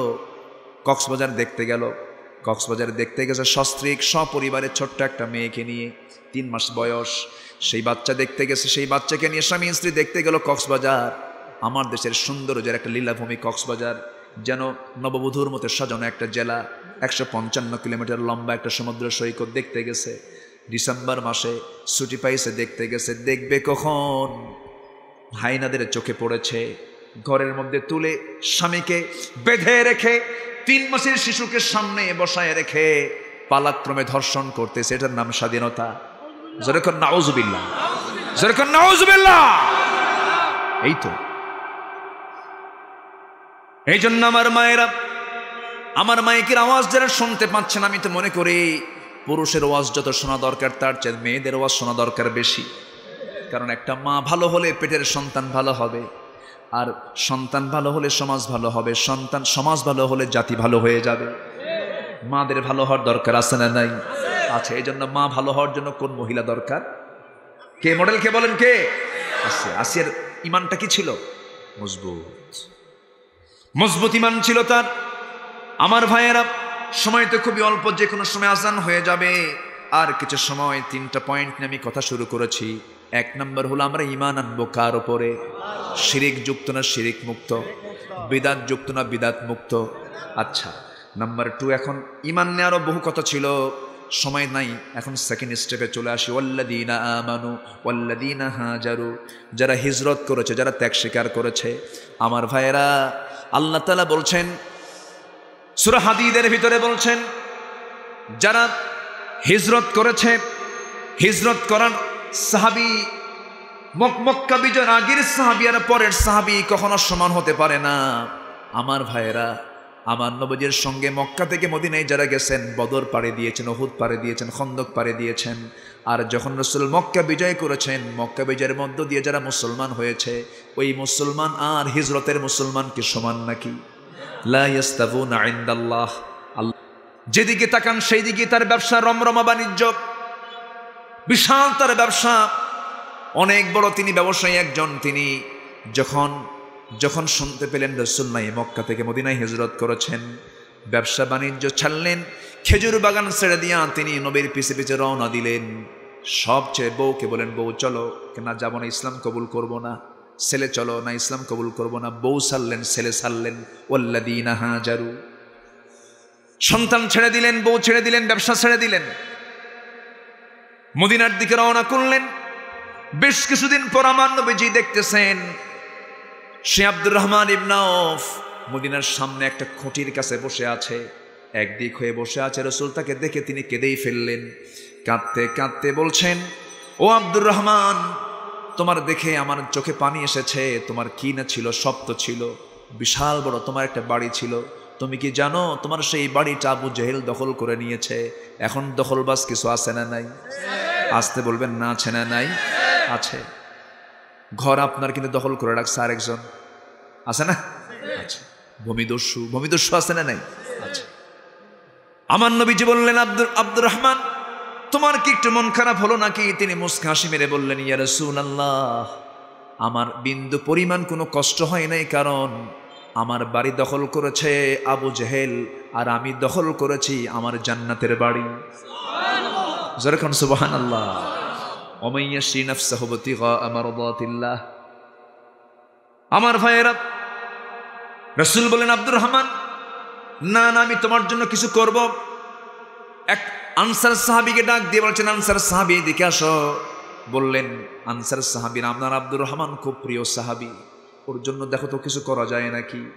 সঙ্গে সঙ্গে ওই আনসার সাহাবী আব্দুর রহমান আওফকে সঙ্গে করে ঘোড়ায় তুললেন, নিয়ে গেলেন। বড় একটা বাগান দেখালেন খেজুরের, আরেকটা বাগান দেখালেন, দুইটা বড় বড় খেজুর বাগান দেখায় বলছেন, ভাই আব্দুর রহমান, রাসূল আমাকে দায়িত্ব দিয়েছেন, এই দুইটা বাগানের মালিকের আল্লাহ পাক আমাকে দান করেছেন। যে বাগান তোমার পছন্দ হয় সেই বাগানটা আমি এখনই তোমার নামে দলিল করে দেব। আব্দুর রহমান তিনি নিলেন না, তিনি বলছেন, আর কি দিবা কও, তুমি আর কি দেবা বলো। এবারে বলতেছে, আর কি দেব ভাই রে, দেওয়ার তো কিছুই নাই, তবে মদিনার কোনো মেয়ে তোমার সঙ্গে বিয়ে দেবে না, কারণ তোমার ঘর নাই, এবারে নাই, তুমি মুহাজির, ওয়াল্লাযীনা হাজারু, হিজরত করে আসছো, তোমার তো বিয়ে হবে না এই এলাকায়। অতএব আল্লাহ পাক আমাকে দুইটা স্ত্রী দান করেছেন, দুইটা স্ত্রী না হলেও চলবে, একটা হলেও চলবে। আমি একটা স্ত্রীকে তালাক দেব, তুমি তাকে মেয়াদ শেষে বিয়ে করে নিবা। যেরকম সুবহানাল্লাহ। ওয়াল্লাযীনা হাজারু। এই কথা শুনে আব্দুর রহমান ইবনে আওফ কেঁদে ফেলে মুহাজির আনসার সাহাবীকে জড়িয়ে ধরলেন। মুহাজির সাহাবী জড়িয়ে ধরে বলছেন, ভাই আনসার, তোমার বউ তালাক লাগবে না, খেজুর বাগানও লাগবে না, কিচ্ছু আমার দিতে হবে না, আমাকে একটু ছোট্ট একটা ব্যবসা দেখায় দাও, বাজার দেখায় দাও। বাজার দেখায় দেওয়া হলো, বাজার করলেন। ব্যবসা বাণিজ্য করতে করতে কয়েক রাতে সোনা কামাই হয়ে গেল। সেই কয়েক রাতে সোনা দিয়া মেয়ে একজন পছন্দ করলেন, বিয়ে শাদী সম্পূর্ণ করলেন। বিয়ের 3 দিন পর নতুন পোশাক, সুন্দর সুগন্ধি লাগায়া নবীর দরবারে গেছেন। নবজি তার চেহারার দিকে তাকায় দেখেন নূর চমকাচ্ছে, এক সুন্দর চেহারা। রাসূল বলছেন, আব্দুর রহমান, তোমাকে দেখে মনে হচ্ছে তুমি একটা কিছু ঘটাইছো। হুজুর, বিয়ে করছি। সুবহানাল্লাহ বলবেন না? রাসূল বললেন, বিয়ে করছো, আমারে দাওয়াত দিলে না? হুজুর, মনে ছিল না। কি ছিল না? সহি কথা, সহি একদম। এমন সাহাবী আব্দুর রহমান ইবনে আওফ। 10 জন সাহাবী জান্নাতের সংবাদ পেয়েছেন। আশারে মুবাশশারের 10 জনের 1 নম্বর হলেন, একজন হচ্ছেন আব্দুর রহমান ইবনে আওফ রাদিয়াল্লাহু তাআলা আনহু, যিনি বদরে যুদ্ধ করেছেন, খন্দকে যুদ্ধ করেছেন, উহুদে যুদ্ধ করেছেন।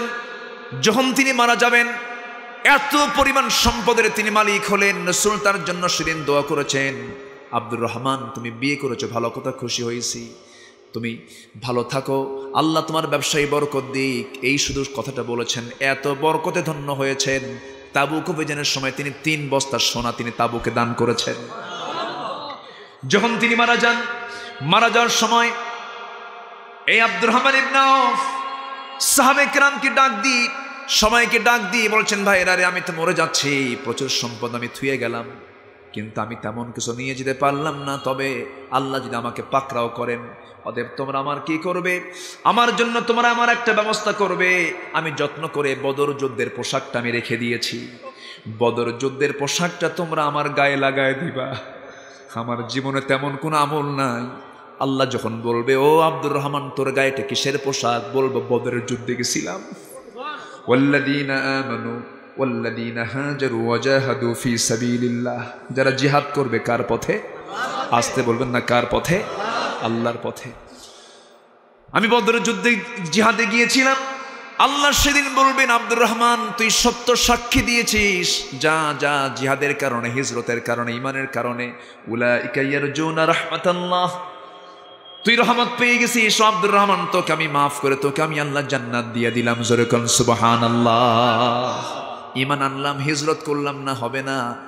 ঈমান আনলাম, জিহাদের চিন্তা করলাম না, হবে না। তিনটাই দরকার, আছে না নাই? আসতে বলবেন না, আছে না নাই?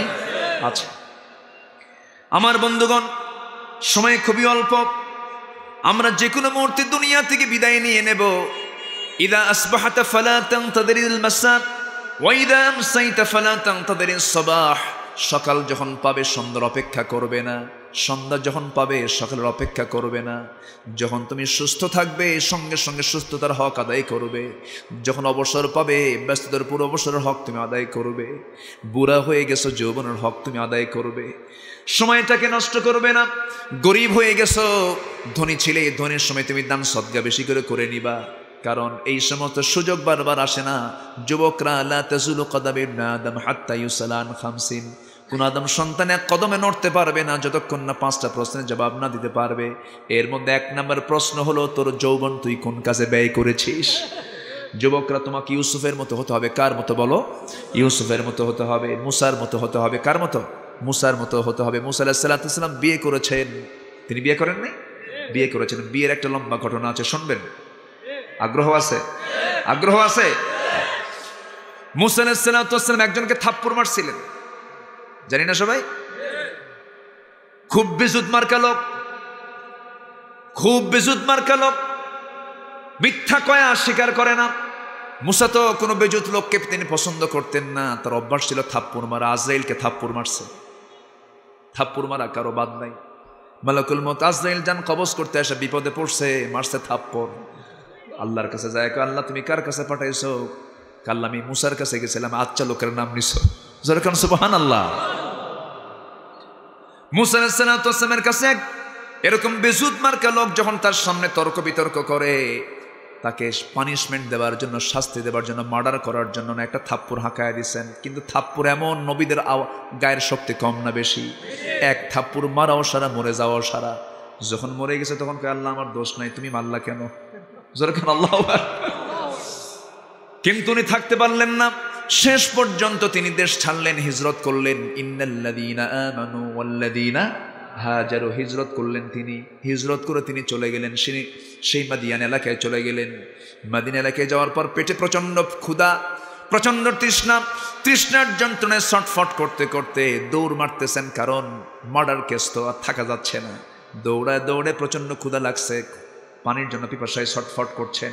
কূপের ধারে গিয়ে তিনি দাঁড়িয়ে আছেন। কূপের ধারে দাঁড়িয়ে থাকতে তিনি দেখতে পেলেন 2 জন মহিলা হাতে বালতি নিয়ে পাশে দাঁড়ায় আছে। মুসা তাদের দিকে তাকালেন না, কারণ পর নারীর দিকে যুবক কখনো তাকাবে না। তাকালেন না, শুধু নিজ দিক হয়ে বলছেন, এই মহিলারা কারা, কি চাও, কি হয়েছে, কি সমস্যা? কি সুন্দর করে হেল্প করতে চাচ্ছেন, কিন্তু নিজে তিনি দৃষ্টি তিনি নিম্নগামী রেখেছেন। এরপরে 2 জনের ভিতর থেকে জবাব আসতেছে, আবুনা শাইখুন কাবীর, আমাদের বাপ খুব বুড়া মানুষ, বাইরে চলাচল করতে পারে না। আমাদের কিছু জন্তু জানোয়ারগুলো আছে, তাদের পানির প্রয়োজন হয়, আমরা বালতি দিয়ে পানি তুলতে এসেছি, কূপ থেকে নিয়ে যাও। ঢাকনা বড় ওজনের, কি আমরা তুলতে পারবো না, ঢাকনা টান দিতে 7 থেকে 8 জন মানুষ লাগবে, সবাই পানি নিয়ে চলে যাবে। এরপর আমরা সন্ধ্যার পর পর্দার নিয়ম রক্ষা করে আমরা পানি তুলে নিয়ে চলে যাব। মুসা আলাইহিস সালাম মনে মনে চিন্তা করলেন, বেচারা মহিলা মানুষ সন্ধ্যার পরে তো মেয়েদের বাইরে থাকাটা ঠিক নয়, কষ্ট হচ্ছে, ঠিক আছে বালতি আমার কাছে দিয়ে দাও। বালতি হাতের মধ্যে নিলেন, নিয়ে করলেন কেউ কূপের দ্বারে চলে গেলেন, ঢাকনে হাত দিলেন, জোরে একটা সিটকে মারলেন, 14 হাত দূরে গিয়ে সিটকে পড়লো। মহিলা থরথর করে কাঁপে, আর মনে মনে এটা মানুষ না অন্য কিছু রে, যেরকম আল্লাহু আকবার। 7-8 জন মানুষের কাজ একাই করে, শক্তিশালী কি একটা গুণ বের হলো, কি শক্তিশালী, পাওয়ারফুল। এত শক্তিশালী যুবক তো দুনিয়া জুড়ে কোথাও দেখি নাই। এবার মহিলা 2 জন থরথর করে কাঁপে, এবার বলছে এই যে বালতি নিয়ে যাও, এদিক সেদিক তাকাবে না, তাড়াতাড়ি যা বাড়িতে, যেরকম আল্লাহু আকবার। কি সুন্দর চরিত্র তার। চলে গেছে বাড়িতে নির্দিষ্ট সময়ের আগেই। বুড়ো লোকটা বলতেছে মা প্রত্যেক দিন আসতে দেরি হয়, আজকে তাড়াহুড়ো করে আসলে কেন? কাব্বা একজন যুবক দেখলাম খুব শক্তিশালী, পাওয়ারফুল, কবিজুন আজিজ, খুব শক্তিশালী যুবক। এবার বুড়ো লোকটা বলতেছে শোনো মা, আগামীকালকে তুমি যাবে, আমার সালাম জানিয়ে বলবে ওই যুবকটা যেন আমার সঙ্গে দেখা সাক্ষাৎ করার জন্য আমার বাড়িতে আসে, যেরকম সুবহানাল্লাহ, আমার সঙ্গে যেন দেখা সাক্ষাৎ করতে আসি। যখন বলা হলো, এসে সালাম বিনিময় হওয়ার পর বলতেছে আব্বা আপনাকে সালাম জানিয়েছেন, আমাদের বাড়িতে আপনার দাওয়াত, আপনাকে যেতে হবে। মুসা আলাইহিস সালাম তিনি নিম্নগামী হয়ে একবার তাকাচ্ছেন না, খুব লাজুক লাজুক ভাব, তাকাচ্ছেন না তিনি, কারণ চোখের গুনাহ তিনি করবেন, চোখের গুনাহ তিনি করবেন না। নিচের দিকে তাকায় তাকায় বলতেছি ও যুবতী মহিলা, আমি যে যাব তোমাদের বাড়িতে, কিন্তু বাড়ি তো চিনি না। মনে মনে চিন্তা করতেছেন এই যে এই দেশে আসছে, একটা পরিচিত লোক পাইলে তো ভালোই হয়, খুব বিপদে আমি আসি, যাওয়া তো দরকার, আমারও যাবো, কিন্তু আমি যাবো কেমন, আমি তো বাড়ি তো চিনি না, কেমন করে যাব? আমাকে অ্যাড্রেস দিয়ে যান। অ্যাড্রেস দেওয়া লাগবে না, আপনি আমার সঙ্গে চলেন। কেমনে? আমি সামনে যাব, আপনি আমার পিছে পিছে আসবেন। মুসার চোখ বড় হয়ে গেছে, এইরকম চোখ বানায় বলতেছে এই মহিলা তুমি কি আমাকে ওই পুরুষ পাইছো নাকি? তুমি সামনে যাবা, আমি পিছে পিছে আসবো। আমি পুরুষ না, আমি যাব সামনে, আমি হলাম ইমামের জাত, তুই হলে মুসল্লির জাত। আল্লাহু আকবার বলেন। আমি সামনে হাঁটবো, তুই পিছে পিছে আসবে। আমার বন্ধুগণ, আজকে 18 কোটি মানুষ মুসলমান, আজকে কার পিছে? কি কষ্ট হচ্ছে আপনাদের? মুসা আলাইহিস সালাতু ওয়াস সালাম এবার সামনে রওনা করলেন। পিছনে যখন ওই মহিলা যখন তিনি দাঁড়িয়েছিলেন, মনে মনে চিন্তা করতে সাহারে, গতকালকে দেখলাম শক্তিশালী যুবক, আজকে দেখি চরিত্রবান যুবক, খুব সুন্দর গুণ। আজকে যুবকদের মধ্যে কয়টা গুণ থাকতে হবে? আজকে বলুন কয়টা গুণ বলেন? শক্তিশালী কর্মঠ, শক্তিশালী কর্মঠ এবং চরিত্রবান যুবক হতে হবে। এই 2টা গুণ দেখে ওই মহিলা মনে মনে চিন্তা করতেছে খুব ভালো ছেলে। সামনে সামনে গেলেন, বাড়িতে পৌঁছে গেলেন। বাড়িতে পৌঁছে যাওয়ার পর বুড়া লোকটার সঙ্গে দেখা হলো। সূরা কাসাসের মধ্যে কথাগুলো আছে না নাই? সূরা কাসাস পড়বেন, সব পাবেন। সামনে যখন বুড়া লোকটার সঙ্গে দেখা হলো, তিনি বলছেন, সালাম বিনিময় হয়ে গেল। এবার মুসার সামনে ওই বুড়ো লোকটা বলতেছেন এই যুবক তোমার নাম তো মুসা। উনি থমকে দাঁড়ায় গেছে, আমার নাম মুসা। এই লোকটা জানলো কেমন? এটা কি ফেরাউনের লোক নাকি? কথা বলছেন, খুব চিন্তায় পড়ে গেছে। এবার তিনি থরথর করে কাঁপতেছেন। এবার বুড়ো লোকটা বলতেছে শোনো, আরো কিছু জানি। কি? থাপ্পড় মারছো, মরে গেছে। আল্লাহু আকবার বলেন। জিব্রাইল তো সংবাদ দিচ্ছে, কারণ বুড়া তো আসল বুড়া। আল্লাহু আকবার বলেন। এবার তিনি বলছেন শোনো, চিন্তা করো না, টেনশন করো না, তুমি জায়গা মতো এসেছো, জায়গা মতো পড়েছো, আল্লাহ তোমাকে আমার সামনে হাজির করে দিয়েছেন।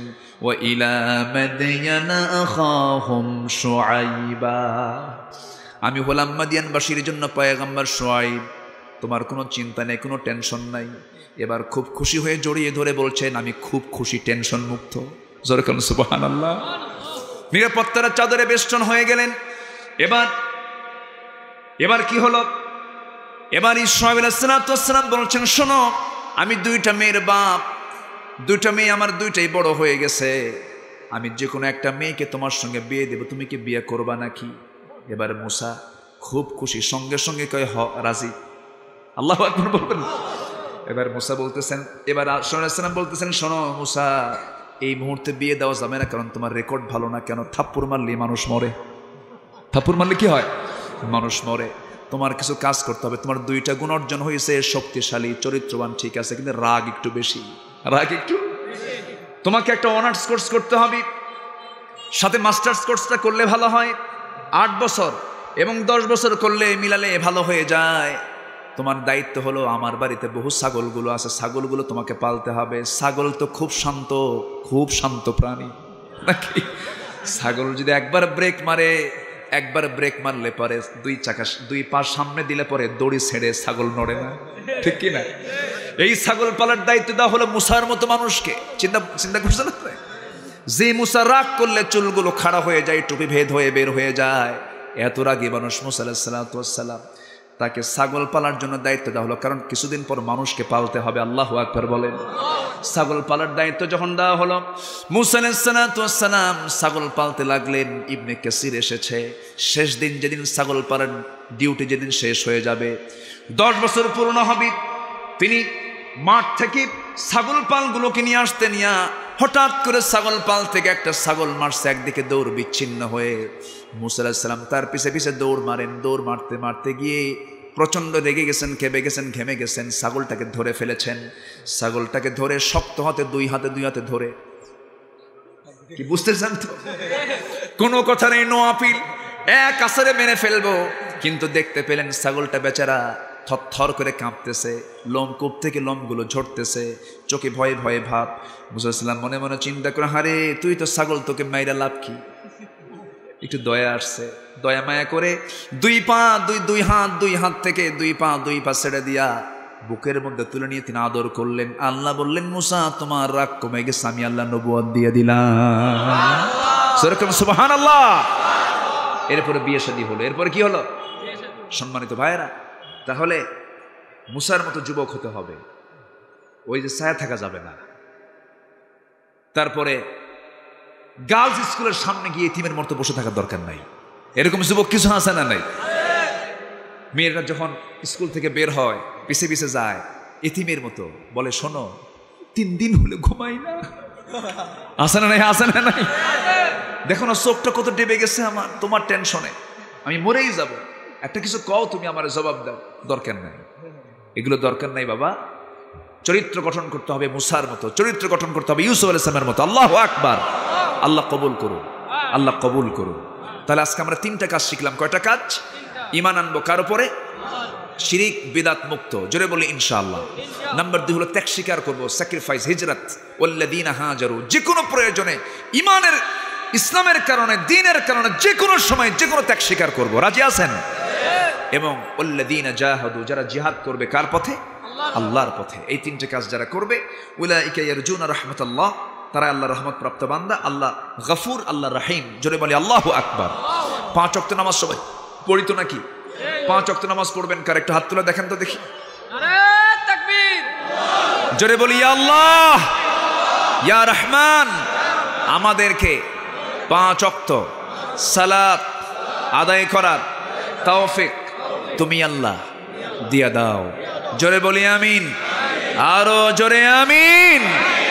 হাত নামান। সম্মানিত ভাইয়েরা, মাহফিল হলে ভাইরাস থাকবে না, ঠিক কিনা? মাহফিলে বরকত আছে না নাই? মাহফিলে দোয়া হবে, আল্লাহ তুমি করোনা থেকে জাতিকে বাঁচাও, অমিক্রন থেকে বাঁচাও। মাহফিলে কেউ নাপাক হয়ে আসে না। মাহফিলে কেউ নাপাকি নিয়ে আসে? বাজারে নাপাকি আসে না নাই? বাজার যদি খোলা থাকে, মসজিদটা, মাহফিলটা খোলা রাখা দরকার, ঠিক কিনা? এখানে ওযু নিয়ে বসে, পবিত্রতা নিয়ে বসে। আল্লাহ তুমি মাহফিলের অঙ্গনকে তুমি আল্লাহ সহজ করে দাও, সবাইকে বোঝার তৌফিক দিয়ে দাও। জোরে বলি আমিন। এই হোক আমাদের সিদ্ধান্ত, এই হোক আমাদের চিন্তা চেতনা। আল্লাহ তুমি আমাদের সবাইকে কবুল করো। একসঙ্গে দোয়া করবো, দোয়া করবেন না? সবাই বসুন। আল্লাহ পাক দিয়েছেন প্রত্যেক জমিনি মসজিদ, আল্লাহু আকবার বলো, এখানে নামাজ হবে। এখানে কি হবে? নামাজ হবে। সবাই বসেন। মোনাজাতের পর যার ওযু থাকবে তিনি কিবলামুখী হয়ে দাঁড়িয়ে যাবেন। ও রাস্তা না, সমস্যা নাই, সামনে শুধু ইমামের সামনে একটা চেয়ার দিলে হয়ে যাবে। আসুন আমরা দোয়া করি। আমরা চাইবো কার কাছে? বলি সবাই সুবহানাকাল্লাহুম্মা আশহাদু আল্লা ইলাহা ইল্লা আনতা আস্তাগফিরুকা ওয়া আতুবু ইলাইকা। জোরে বলি ইয়া আল্লাহ, আমার জীবনের সগীরা কবীরা, ছোট বড় সব গুনাহ তুমি আল্লাহ মাফ করে দাও। জোরে বলি ইয়া রাব্বাল আলামিন। জি, আমি দোয়া চাই সবার কাছে। সবাইকে আমার জন্য দোয়া করবেন। তো দোয়া না করে যাচ্ছেন কেন? আমি তো দোয়া চাচ্ছি, সবাই বসেন, আমরা একসঙ্গে পরস্পরের দোয়া করি।